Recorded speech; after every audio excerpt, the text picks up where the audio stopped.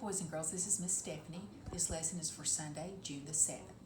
Today, boys and girls, we're going to be talking about Jonah. And I'm sure you've heard of Jonah before. I'm going to be reading out the Beginner's Bible, as always.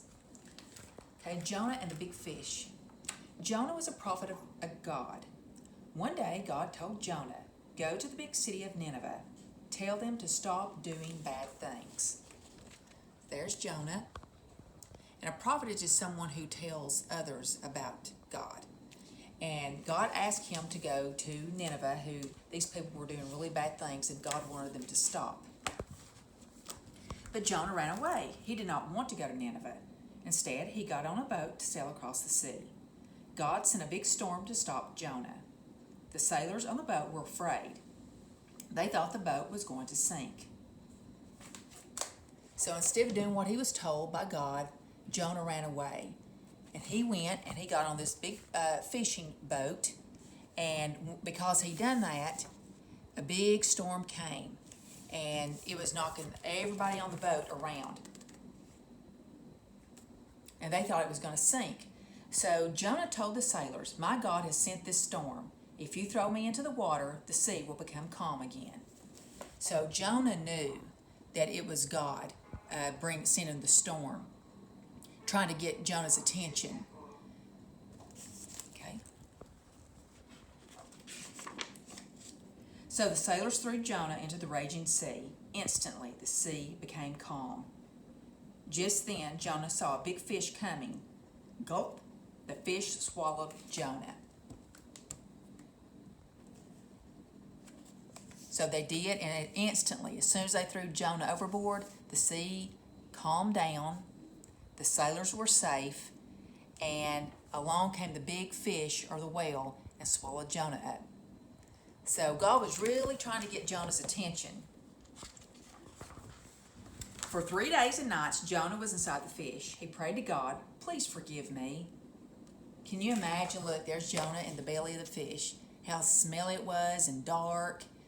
And instantly he started praying to God, asking for forgiveness, because he knew that he had done wrong by refusing to do what God had asked. So then God told the fish to spit Jonah onto dry land.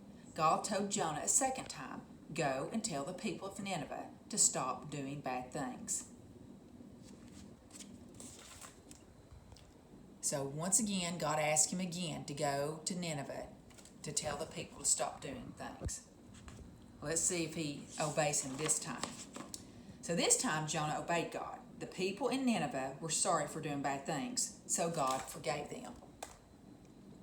So in the end, he did do exactly what God asked him to do.